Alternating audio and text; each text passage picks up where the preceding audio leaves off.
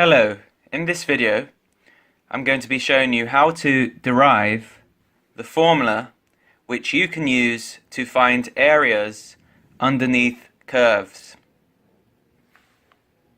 Now, in order to derive the formula which I've just mentioned, I need to draw a diagram. Let me show you what diagram I mean. So I first have to draw a vertical line like this. I'm going to call this the y-axis. Then I have to draw a horizontal line like this, and I'll call it the x-axis. Now this point over here is going to be the origin. I'm now going to draw a curve going upwards like this. Okay? This curve is going to be y equals a function of x. Now I'm going to draw another vertical line, another one, and one more over here. Okay? Now this area over here is going to be called A.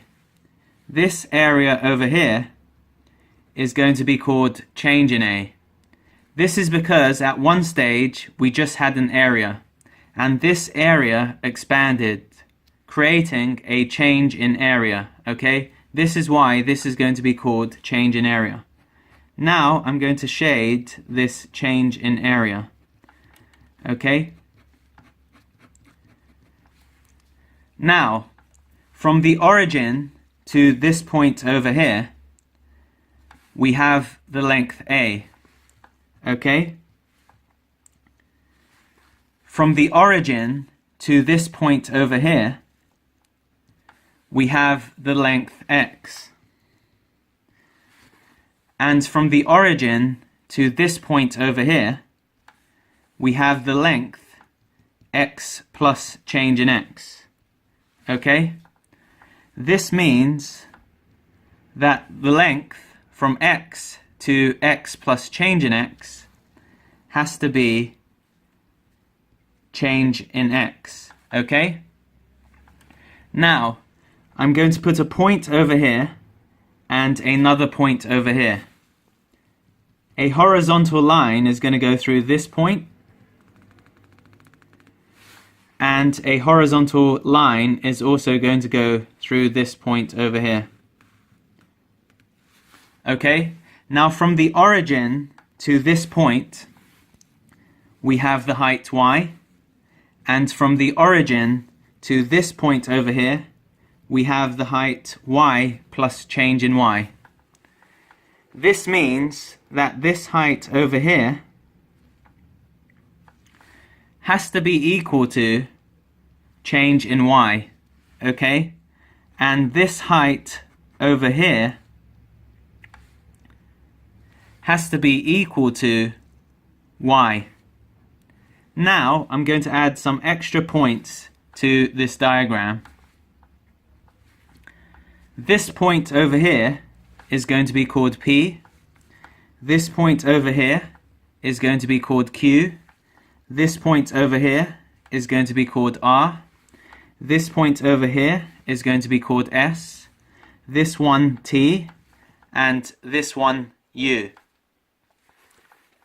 Now that we've got this diagram, we can now derive the formula which we can use to find areas underneath curves like this one.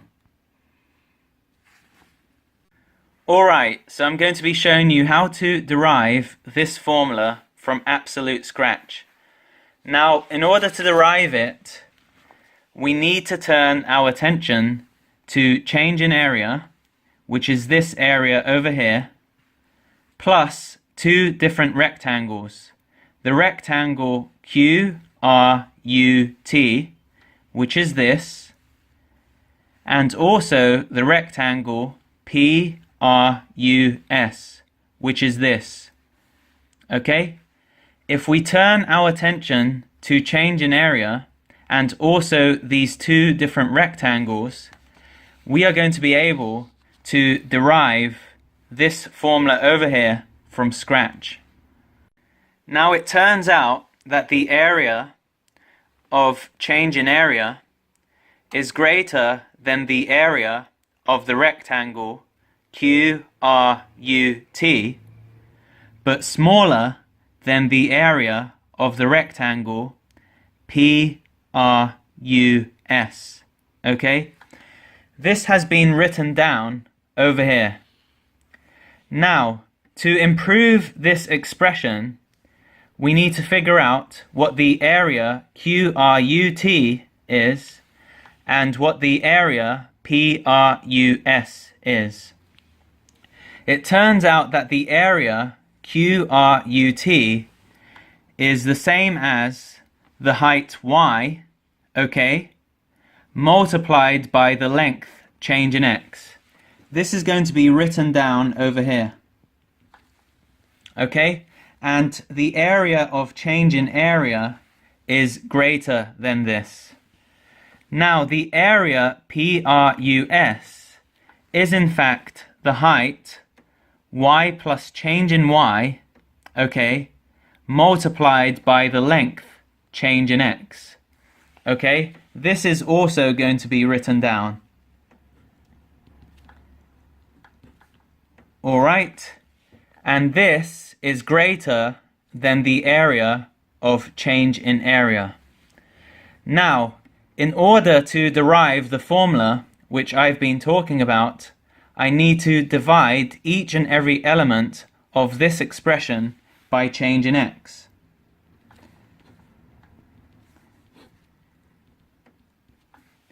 Okay? If I do this, what I'm going to be left with is change in area over change in x is greater than y, but smaller than y plus change in y.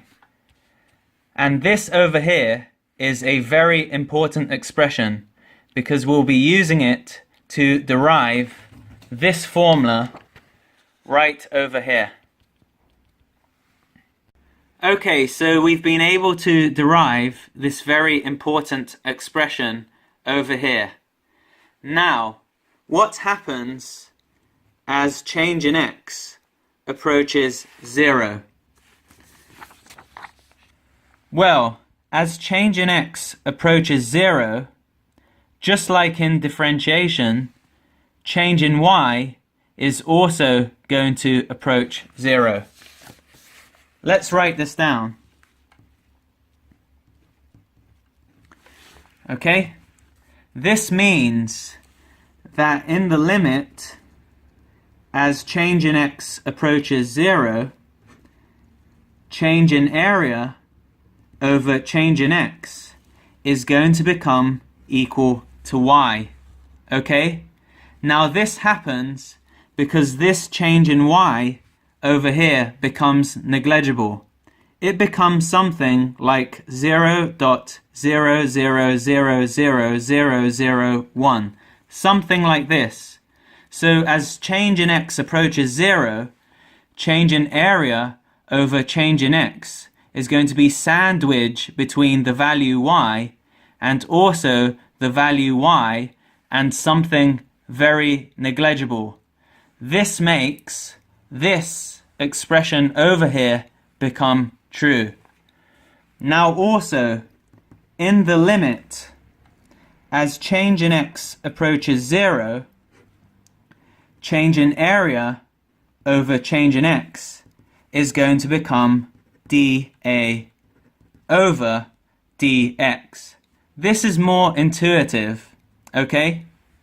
Now, since we've got these two expressions over here, what we can say is that y is equal to dA over dx. Now, we'll be manipulating this in order to get the formula which I've been talking about. Okay, so we've discovered that dA over dx is equal to y. Now watch what happens when we integrate both sides of this equation. If we do this, we get a is equal to y integrated. What is a though? Well, it is simply the area underneath this curve, right? Which has been labeled a. Now, it turns out that a is some function of x plus a constant, okay? And also, at x is equal to a, this area over here is equal to 0. This means that 0 is equal to some function of x when x is equal to a plus a constant. Now, this means that the constant is equal to minus some function of x when x is equal to a. Now, this is going to mean that a is equal to some function of x minus some function of x when x is equal to a. And this is equal to y integrated. Okay? So we know that a, which is the area underneath this curve, from x to a, okay, is y integrated, which is some function of x, minus some function of x when x is equal to a. Okay, so this formula over here can help us find the area underneath this curve. Okay, from x is x to x is equal to a. Now, what happens if we want to find the area underneath the curve, let's say from x is equal to b to x is equal to a? Okay, what formula can we use then? Well, we can just say that the area is equal to y integrated, but we're going to be finding the area underneath the curve from x is b to x is a is equal to some function of x when x is equal to b minus some function of x when x is equal to a. And this is equal to some function of x in brackets with a b up here and an a down here. Now this over here is just a fancy way of saying this, okay? A fancy way of saying this. Now, this formula over here is the formula which you can use to find areas underneath curves such as this one. If you have any questions related to this video, please leave your comments below. Thanks for watching.